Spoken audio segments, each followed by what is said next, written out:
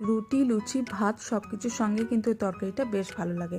তো প্রথমেই আমি ক্যাপসিকাম আর পেঁয়াজ এভাবে কেটে নিয়েছি। তারপর আদা, রসুন, লঙ্কা, ধনেপাতা কেটে রেখেছি। আর এদিকে 4টে আলু সেদ্ধ করে রেখেছি। তারপর তেল গরম করে তার মধ্যে আমি দিয়ে দিয়েছি পেঁয়াজ আর ক্যাপসিকামগুলো, সেগুলোকে একটুখানি ভাজা ভাজা করে নিয়েছি।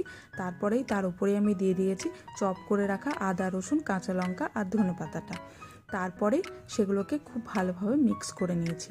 এটাকে আমি প্রায় কম আঁচে 5 মিনিট মতো ভালোভাবে কষিয়ে, তারপর হলুদ আর নুন মিক্স করে নিয়েছি, সেগুলোকেও ভালোভাবে মিশিয়ে নিয়েছি। তারপরে দিয়ে দিয়েছি সেদ্ধ করা আলুগুলো, সেগুলোকে এর সঙ্গে ভালোভাবে মিক্স করে নেওয়ার পর দিয়ে দিয়েছি পরিমাণ মতো জল দেওয়ার পরে বেশ কিছুক্ষণ ঢাকা দিয়ে ফুটিয়ে নিয়েছিলাম, প্রায় 5 থেকে 7 মিনিট। ব্যাস, তাহলেই তৈরি হয়ে গেল এরকম সুস্বাদু আলু ক্যাপসিকামের তরকারি। কেমন লাগলো জানাবেন, যদি ভালো লাগে একটু বানিয়ে দেখবেন। যদি ভালো লাগে আমার চ্যানেলটা সাবস্ক্রাইব করে আমার পাশে থাকবেন। টাটা।